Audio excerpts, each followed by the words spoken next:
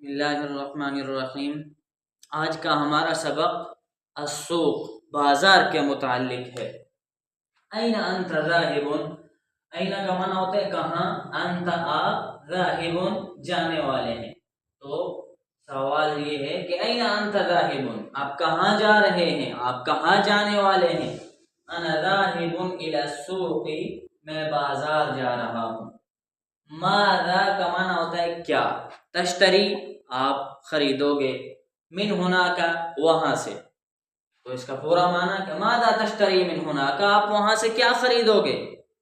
اشتری بعض الفواکہ، اشتری کا معنی ہوتا ہے خریدنا، بعض کا معنی کچھ، فواکہ پھل فروٹ، خضار سبزیاں، ولحم الدجاج اور مرغی کا گوشت، تو معنی ہوگا کہ میں وہاں سے کچھ فروٹ پھل اور سبزیاں اور مرغی کا گوشت خریدوں گا۔ حل ترافقنی، کیا آپ مجھے اپنے ساتھ لے چلو گے۔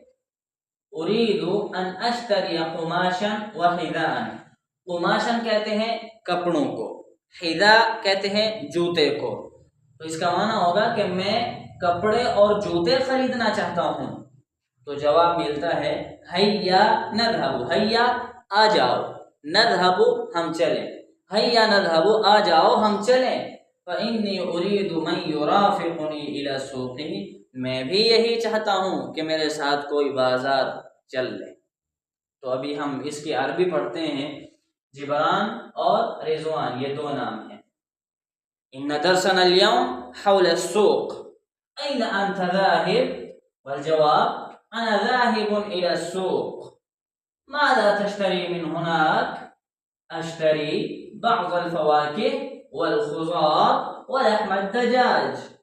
هل ترافقني، أريد أن أشتري قماشا وحذاء، هيا نذهب، فإني أريد من يرافقني إلى السوق۔